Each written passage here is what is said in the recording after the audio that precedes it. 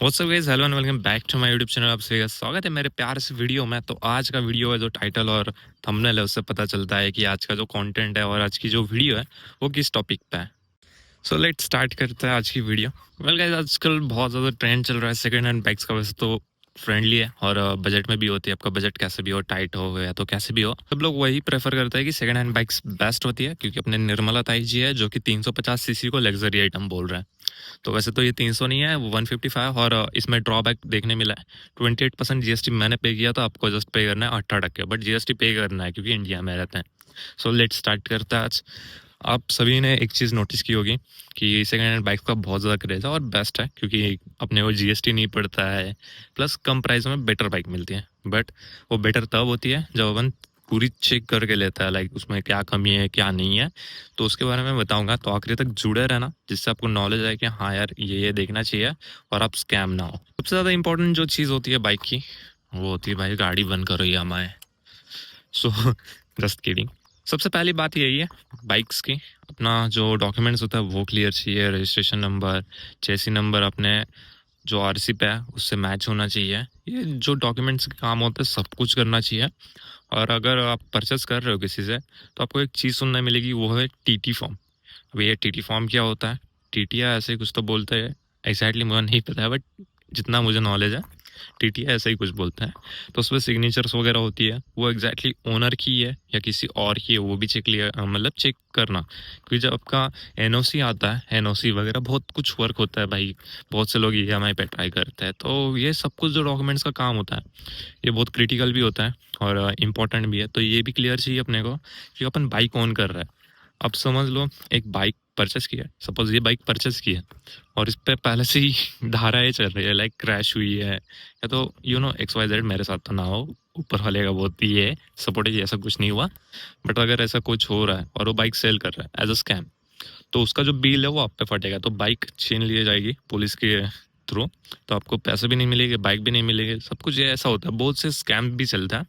तो डॉक्यूमेंट्स पे बहुत ज़्यादा नज़र रखना, उसकी सीसी, फिर से चेसी नंबर, इंजन नंबर, बहुत कुछ होता है, इतने सारे नंबर है इसमें, वो चेक करना। और ज़्यादा से ज़्यादा ट्राई करना कि यार शोरूम पे दिखाए तभी लेना। ये जो डॉक्यूमेंट्स का ये तो ओनरशिप्स का है, बट इंश्योरेंस वैलिड है या नहीं वो भी चेक करना। और लास्ट सर्विस कब हुई है, सर्विस बुक भी चाहिए होती है, सर्विस बुक्स, क्योंकि यार अपन बाइक ले रहे हैं तो उसका पहले का इतिहास भी जानना ज़रूरी है। मैं बाइक की बात कर रहा हूँ, किसी और चीज़ की नहीं। तो उसका इतिहास जानना भी ज़रूरी है कि, कितनी चली है वगैरह वगैरह, वो मैं अभी आपको क्लियर करूँगा। बट जो सर्विसिंग बुक होती है वो बहुत ही ज़्यादा इंपॉर्टेंट है, क्योंकि उस पर हर एक चीज़, हर एक सर्विसिंग नोट होती है कि क्या क्या चेंज हुआ है क्या क्या नहीं। तो सर्विसिंग बुक, उसकी सर्विस डेट और इंश्योरेंस, ये सब कुछ चेक करना। वेल गाइस, आजकल क्या होता है, ओडोमीटर, अपना जो मीटर रीडिंग होता है, सॉरी बहुत ज़्यादा गंदी हो चुकी है भाई क्योंकि वेदर ही ख़राब है। तो ये जो किलोमीटर्स होता है, ये चेक कर रहे हो ना, इधर किलोमीटर्स वगैरह होता है। तो इसमें सीन ऐसा होता है कि यार स्कैम भी चल रहे हैं इसमें, ठीक है। ऐसा नहीं कि स्कैम नहीं चल रहा है। अब मेरी बाइक देखो 22,000 चली है ऑन मीटर, बट एग्जैक्टली वो चली है 23,200, क्योंकि जब बाइक मैंने ऑन किया था, लाइक परचेस किया था, तब मीटर उन्होंने स्टार्ट करके नहीं दिया था, लाइक तब से रीडिंग नहीं था। But we are using Yama, where Yama connection है, बहुत कुछ होता है इलेक्ट्रॉनिक्स का। तो ऊपर लाइक शोरूम्स पे पहले से ही नोट होता है कि कितना चल गया। तो ये भी एक ऑप्शन है। बट तब भी अब समझ सकते हो कि ओल्ड बाइक्स होती है जिनको ऐसा कुछ भी नहीं है। तो बेसिकली चीज़ एक ही है कि भाई पीछे आओ और जो अपना टायर्स है, टायर्स भी चेक करो, और जो अलॉय होता है ये भी चेक करो। अभी टायर्स वो न्यू, एग्जैक्टली न्यू डालेगा तो सेकेंड हैंड परचेस करेंगे, कुछ भी करेगा। बट जो अलॉयज होता है इस पर फटाक से समझ में आता है कि कितना डैमेज है कितना नहीं है। तो अलॉयज, और सेकेंड चीज़ जो होती है वो होती है आपका ये जो फुट रेस्ट होता है। ये फुट रेस्ट क्यों ऐसा बोल रहा हूँ मैं, कि अब देखो मैं ज़्यादा यूज़ करता हूँ तो इधर चेक कर सकता हूँ ना, ये ऐसा ये हो रहा है, मतलब क्या बोलते हैं, स्क्रैच या तो ऐसा कुछ होता है, ज़्यादा यूज़ करते हैं तभी। तो ये भी एक चीज़ है जो कि आपको नोट करनी चाहिए। और मेन बात ये है कि एक आप राइड कर सकते हो, थोड़ा सा रफ करना, उससे समझ में आएगा कि कैसे चलती है कैसे नहीं। प्रो टिप तो यही रहेगी कि आप यार शोरूम पे चले जाओ, केटीएम हुआ, बजाज हुआ, उनके पास पीसी कनेक्ट कर दो। पीसी होता है अपने पास, सब कुछ है भाई, खुद बाइक बताती है कि कितनी चली है कितनी नहीं। ये जो किलोमीटर्स का इसका कैसा सीन होता है बताता हूँ मैं आपको। ये बहुत अंदर का स्कैम है, ठीक है। अब जो सेकेंड हैंड बाइक्स देखते हो, अभी इसका मीटर जो काउंट्स होता है लाइक कितना किलोमीटर चला है, वो होता है फ्रंट टायर से। किसी किसी बाइक्स का पीछे भी होता है, बट अपने बाइक का फ्रंट है। अभी क्या करते हैं, ये टायर को उल्टा घुमा देते हैं, जिससे क्या होगा, उधर माइनस होगा। ये ऐसा पूरा जुगाड़ होता है, ये कोई, मैं लिख के देता हूँ, ये कोई नहीं बोलता है। हर एक सेकंड बाइक ओनर ऐसे ही करता है, क्योंकि यार कम किलोमीटर की बाइक ज़्यादा बिकती है। तो सबसे बेहतरीन होता है कि आप शोरूम पे जाओ, चेक कराओ और फिर ही खरीदना बेस्ट है। कोई कितना भी बोले, कोई आपका सगा भाई भी हो, तब भी भरोसा नहीं करना। आप जाके पहले शोरूम चेक कराना, फिर ही। ये एक स्कैम है। अब आता है अपने रिलायबल यामाहा की तरफ। तो अब इंजन के बारे में मैं बात कर रहा हूँ। इंजन का कैसे चेक करना है, आप सभी ने एक चीज़ सुनी होगी कि इंजन स्टार्ट करते तो नॉकिंग साउंड होता है। वो बाइक को दफ़ा कर दो कि उसमें बहुत सा प्रॉब्लम्स होता है। बट और भी एक सीन होता है, अगर आपके बाइक्स में, मतलब जिससे आप परचेस कर रहे हो, या तो वो एक बाइक है, तो बाइक में ऐसे करो, स्टार्ट करना और फिर लास्ट में देखना। और उसमें एग्जॉस्ट का अलग ही प्ले रोल है, वो तो मैं बाद में बता दूंगा क्या है। तो अपना जो स्टॉक होता है उसमें से स्मोक निकल रहा है क्या, पहले देखना। दो टाइप का स्मोक होता है, एक होता है वाइट जो कि ऑयल बर्निंग का होता है। सेकंड जो ब्लैक होता है वो कार्बन बर्निंग का होता है। तो कार्बन बर्निंग ऐसा बोल सकते हो कि नेचुरली होता है, कभी कभार बहुत ज़्यादा रैश। बट अगर वाइट निकल रहा है तो समझ लो भाई कि वो इंजन की पूरी मार ही है, बंधन है। सीन ऐसा होता है कि जो वाइट होता है उसका मतलब यही है कि पूरा जो इंजन ऑयल है वो जल रहा है। आपने ये कहाँ चेक किया होगा, आपके पास अगर RX 100 होगी, ऐसा ओल्ड बाइक्स हो गए 2 स्ट्रोक इंजन वाले, तो उसमें होता है वो एक्स्ट्रा ऑयल डालता है क्योंकि स्मोक निकलना, इसीलिए। तो वो चीज़ पे भी ध्यान देना, अगर स्मोक नहीं कर रहा है तो भाई इंजन में 101% फॉल्ट होगा। सबसे ज़्यादा इंजन पे ध्यान दिया करो, ठीक है। पूरी बाइक का खर्चा अलग है, बट इंजन का बहुत ज़्यादा खर्चा होता है। ऐसा समझ लो कि ज़्यादा करके बाइक जो सेल्स हो रहे हैं वो इंजन की वजह से ही होते हैं, लाइक नॉकिंग साउंड या तो कुछ ख़राब हो, इसीलिए। अभी मैंने फर्स्ट पॉइंट में आपको बताया था टायर्स का। तो टायर्स का तो न्यू डालते हैं, इतना कुछ है नहीं, मैं सच बोलूँ तो। बट आप इस चीज़ पे ध्यान दे सकते हो। अब ये क्या सीन है, अब मैं आपको बताता हूँ। ये है अपने सिंथेटिक वाले डिस्क पैड है, इसमें और भी एक आता है, बट ज़्यादा करके सिंथेटिक वाले बेटर होते हैं ब्रेकिंग के लिए। तो इसमें चेक कर सकते हो कि अपनी जो डिस्क है, इसकी जो थिकनेस है, ये थिकनेस कितनी बची है। अब मेरी बाइक टोटल चल चुकी है 23,200 एंड समथिंग, तो इसमें इतना है। अभी इसमें होता क्या है, मैं चेंज करा देता हूँ। ये जो ब्रेक पैड्स है ये पूरे घिसने ही नहीं देता हूँ, क्योंकि मुझे पता है अगर वो घिसता है तो ऐसा डैमेज होता है। देखो एक बार ऐसे ही हुआ था, मैंने ध्यान ही नहीं दिया था और डैमेज हो गया। करीब से देखो, ये चेक कर रहा हूँ ना, तो ऐसा होता है। ये भी चेक कर लिया करो। और अगर आपके पास यामा है तो ये डिस्क मॉस्ट चेक करना कि ये टेढ़ी मेढ़ी नहीं है, क्योंकि यहाँ एक सेंसर होता है। इतना तो पीछे का किट बहुत ज़्यादा इंपॉर्टेंट होता है। बाकी तो टायर्स तो न्यू ही डालता है। और अलाई का जो है वो भी चेक करना कि कोई बैंड है या तो ऐसा कुछ है। अब आता है चेन्स पॉकेट की तरफ। चेन्स पॉकेट का सीन ऐसा होता है कि चेन्स भी वो तो न्यू डाल के देता है, बट स्टिल चेन्स पॉकेट भी देख लिया करो, क्योंकि वो खर्चा आपको नहीं चाहिए। आप बाइक खरीद रहे हो तो वो सब कुछ उसके तरफ से चाहिए, ठीक है। तो इसमें ऐसा होता है, ये जो चेन्स है, अभी ये भी मैं चेंज नहीं किया। चेंज करने पे इसके तीत देख सकते हो, एक साइड में आपको तीत दिखाता हूँ। ये देखो तीत से अभी भी बचे है तीत, ऐसा नहीं कि कुछ भी नहीं बचे, बट इट ऑलमोस्ट गॉन। तो इसे भी चेंज करवाऊंगा मैं, तो आप ये भी चेक कर लिया करो। सिंपल सा कैसे समझना है, एक न्यू चेंस पॉकेट ले लो और उसको और इसको कंपेयर करो, आपको समझ में आएगा कि कितना थिकनेस बचा है। और ये सेफ्टी के इसमें बहुत ज़्यादा इंपॉर्टेंट है। अगर वो तीत थोड़ी भी ब्रेक हो, एक तीत भी ब्रेक हुआ तो पूरा चेन सेट टूटता है और वो बहुत गंदा लगेगा, डैमेज करेगा पूरा।